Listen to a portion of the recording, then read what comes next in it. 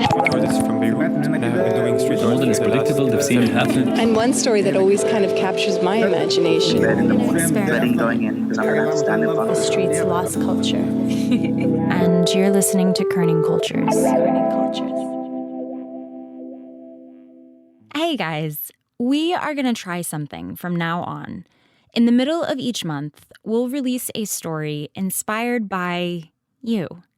More and more of you are starting to pitch us story ideas, and we are having a lot of fun exploring where they take us with you. A quick highlight here, keep pitching us story ideas, and you may hear them on our mid-month Kerning Cultures listener-inspired episodes. So today, a listener-inspired story that will probably make you a little uncomfortable. Like the kind of uncomfortable you get trying to feel your way through in the pitch blackness of the night. Because today, we are going to a very dark place. Maybe the deepest, darkest of places. I'm Hibba Fisher, and you're listening to Kerning Cultures, radio documentaries from the Middle East. Our story today comes from producer Alex Atack. Yeah, we can start. The first guy to explore Mount Everest said going up is optional, going down is mandatory. In caves, going down is optional, going up is mandatory. This is Toufic Abou Nader, a Lebanese explorer. And in 2016, he was plotting his next adventure, a journey to the bottom of the Krubera cave, the deepest cave in the world.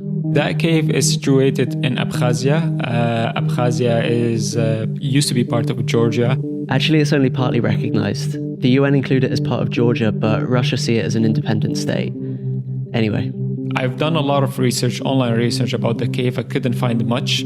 I also got some wrong information, which later on during the cave freaked me out because I prepared myself to what I have seen from my research. However, when I got to the reality, it was completely different. It's hard to find reliable information on caves like this for a few reasons. It's pitch black, so photographs that give you a clear sense of the layout and the space don't really exist. What he knew, though, was that the cave was 2,197 meters deep. For reference, that's just under 3 Burj Khalifas. And he estimated it would take him about 2 weeks to make it all the way down to the bottom. A lot of this trip was going to involve squeezing through shoulder-wide tunnels, so you can't really take all that much stuff with you. I'm very critical with the weight I carry. Like I would count each gram that I'm gonna put in my bag to the extent that I remove the labels of the clothes. Each item I remove the label. Even if the chocolate bar has like an extra label, I would remove it. So in July 2016, he flew from Dubai to Moscow and then Moscow to Sochi, which is in the southwest part of Russia. And then he crossed over into Abkhazia by foot, which sits right on the other side of the Russian border, about 30 kilometers from Sochi. I slept one night in a garage because there was no hotels, there was no guest houses, there's nothing. When you do this kind of thing, you need a team, which Toufic didn't have.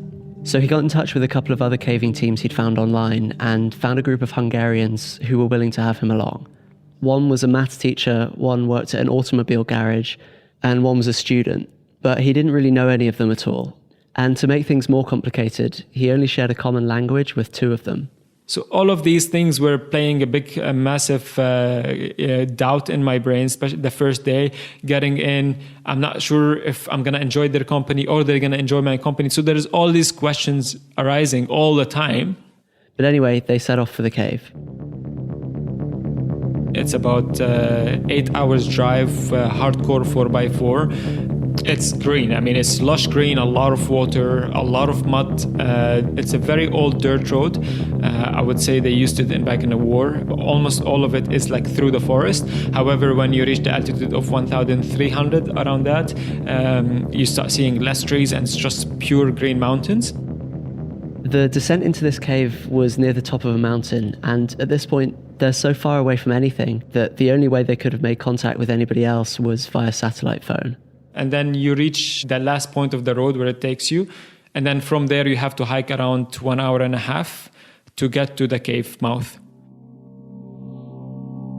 There's a small hole between the plants. And then you can't even see it. I mean, it's very easy for you to walk through it and at night, or if you don't see it or something like this. So it's a super small hole. It's about 1 meter by 1.5 meters. So they call this cave diving, and what that really means is a combination of abseiling and climbing and crawling to the bottom of a cave. So abseiling, which is basically using a rope to descend a rock face, the team began their first part of the journey. This was the last time they'd see daylight in nearly 2 weeks. You descend about 3-4 meters. There's no more green. The temperature moves from 25, 28 degrees outside to immediate 6-7 degrees. And it's total dark down there. The only sound you hear in the cave is the water dripping. It becomes nerve-wracking. I can't back out from this. That was the only thought that's going on my mind. You committed, you asked for it, you have to be, responsible for what you've committed to. It's funny enough, when you are in a cave, your mind is so silent. There's not much happening. So after that initial abseil into the first part of the cave, the rest of the journey just becomes more claustrophobic. The cave itself is a tight cave in general, so it's a small cave, and you have the abseil down and climb up, and then you have crawling. At some parts you can walk like short distances of 50 meters, and then this is where you stretch your legs, you stretch your back and your shoulders and so on. But most of the parts you're squeezing through like a snake-like maze. They'd spend between 7 and 16 hours a day squeezing themselves through these meanders, gradually moving further underground. At the end of the day, they'd find an opening in the cave which was just big enough to pitch their 2-man tents, and they'd get some sleep. And most of the times, I would say safely 90% of the times, you're in claustrophobic areas, very tight spaces. I believe everybody is claustrophobic to some extent. I'm comfortable with these spaces, but when you get in like entire day in a space of 1 meter away from your face, you're hardly breathing. There's a humidity level also is very high. So in tight spaces, it's become hard to breathe. Some people get stuck in small spaces is because they start over breathing and their lungs capacity become bigger, and basically the lungs get stuck between the walls.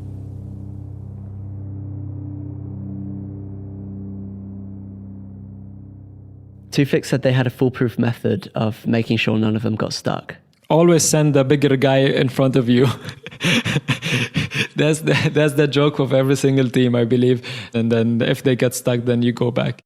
The thing with this kind of exploration is that emergency services can't really help you when you're down there. Or what they can do is limited. There are various satellite phone connections wired up at intervals, but if you get into serious trouble, the only people who can really help you get out are your teammates. The reality is, even if there's a plan, regardless, it's a tough rescue. Caves are known to have the hardest rescue because of the environment. There's the water levels, there's the waterfalls, there's horizontal, vertical spaces, tight spaces, and different formations. So having a stretcher going through that tube was like there's no way the stretcher goes through that tube. So if you have a broken spine or whatever it is, it's all on your own. Hey guys, it's Hiba. So we have something special for you today. We made another song with our new members' names as the lyrics. It's kind of a last hurrah song for us since we learned that these songs are actually really hard to keep putting together. Kerning Culture's membership will still have awesome perks like bonus episodes we don't share publicly and a baller tote bag. And you can find all those details about how to support KC by becoming a member on our website at kerningcultures.com/membership. And so here is our last, for now, membership song as a thank you to our new members. The lyrics are your names.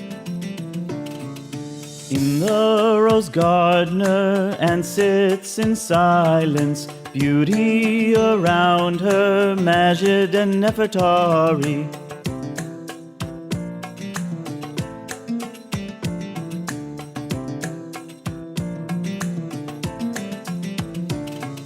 La Serre, where Juliet and El Khalif El Deeb runs by, they call her Nihal. She's brown like Nina, Egara.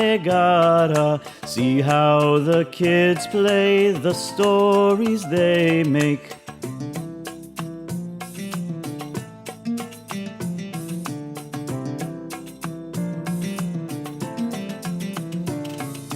Like when Al-Umran Abdul Rahman came to the mountain, his handlers open, holding the basket. Richard had asked him, show me, Ya Ahmed, the things that you made.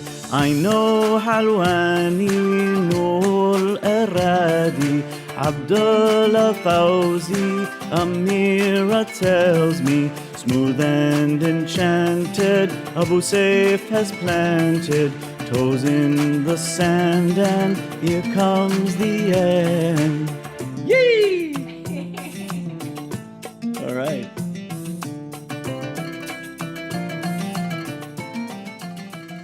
A huge thank you to the very talented Mario Soaya, whose voice you just heard on vocals. And of course, thank you to all Kerning Cultures members. Now back to the show.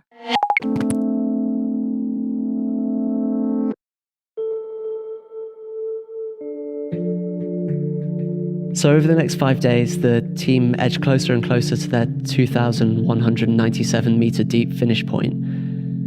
Then somewhere near the finish, they were faced with this different kind of challenge. Toufic called it just the siphon. And the siphon is a water flow that reached to a section, a rock section, where the rock is extremely hard, so the water cannot pierce through it.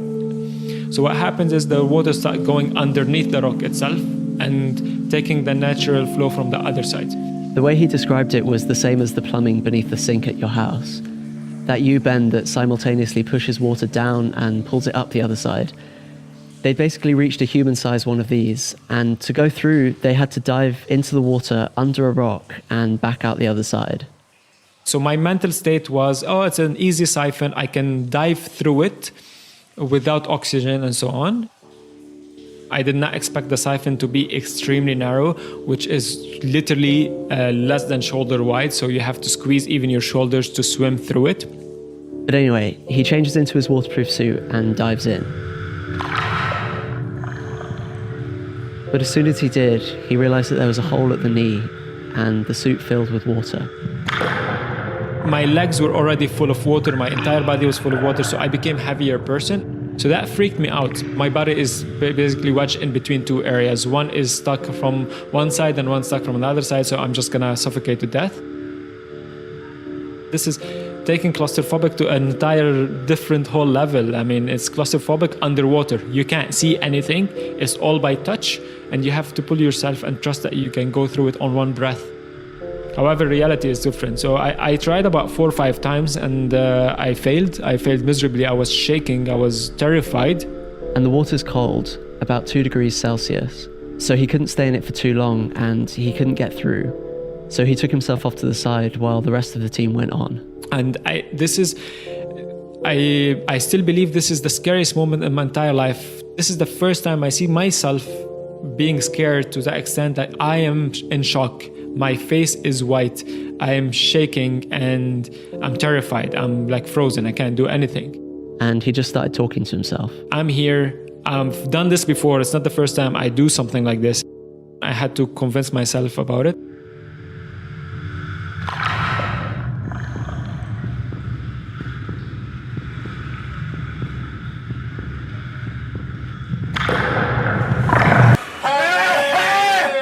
On his next try, he got through the siphon.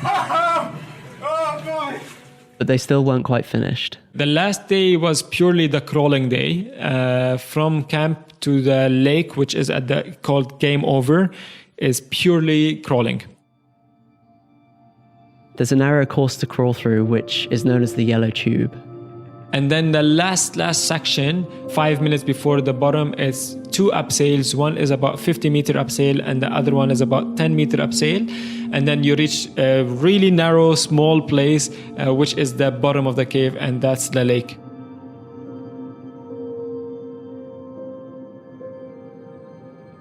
And what did you do when you got to the other side? Like, what is it? What does it feel like? I mean, we did some pictures, we took some photos, screamed, hugged each other, and that's about it. It felt like not even halfway there because we went down. We still have to go up now. So we were like, yalla, let's go, pack your stuff, don't take too many pictures because we still have to go up. Getting out of the cave took them about 5 more days, going back up the exact same way they came down. And you just want to get out, you just want to take a shower. For me, it was like, when is the next move? When is the next move? When are we gonna move? Stopping, you know, we don't need to take more breaks. Let's make a move. Now you're low on energy, you're low on food, you're tired. Like in my case, I was eating something like buckwheat mixed with chocolate every single day for breakfast and lunch. So you don't reflect on it that you're on the deepest point. The time that you have the time to reflect and to party is actually the day you go out. And this is where our party was. It's only the moment when I went out, I started feeling my body is like collapsing. It's like it has been through a lot and took a lot of beating. That's physically. And another physical point is your eyesight, because you're accustomed to extremely dark areas. So the natural light is really bad for your eyes when you go out after this long period. So the entire day, next day, I spent it inside of my tent covering my eyes. From a mental point of view, all I was thinking about is like real food, like a good soup. I had to wait. I had to wait for the entire day next day to have a meal. Our meal was, it was a soup. It was a Hungarian soup. So the Hungarian guys cooked for us. I mean, you cook from what we have. Usually it's you mix all the vegetables together in a big pot, make them a soup, and then you eat. So basically it was a soup with a lot of bread and mayonnaise. Believe it or not, they like to mix mayonnaise with the soup. So yeah, I tried that. It was awesome. After eating buckwheat for 9 days mixed with chocolate, trust me, it was amazing. This cave, the one that Toufic and his team went down, it's not the deepest cave in the world anymore. In March 2018, another team found a cave that was just 1 kilometer away, but was deeper than the Krubera by about 10 meters. And I have plans to actually, before even they found this new deepest cave, the plan was to go back this year with my fiancé and my brother, because they're both cave explorers, and explore it with them. Okay, I just have one more kind of simple question, and it's just why? Like, why did you do all of this? I guess it's the love of exploring the unknown, putting myself in places I don't know. This is something I always fancied since I was a kid. I always had the curiosity to know what's behind something or where it is. What happens if I go further 100 meters than last time? Because I have the curiosity to know what's out there.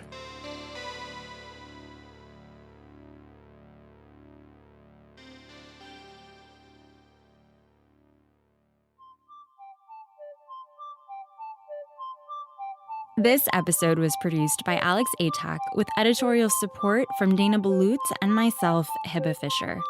Thank you to Toufic for sharing his journey with us. And you can see photos of that cave dive as well as a map of the cave on our website at kerningcultures.com. Now, this story all started with an Instagram message from you, and we want to hear more. We're at Kerning Cultures on Instagram and Twitter, and our email is info@kerningcultures.com. The door is always open to pitch us the stories you want to hear. Until next time.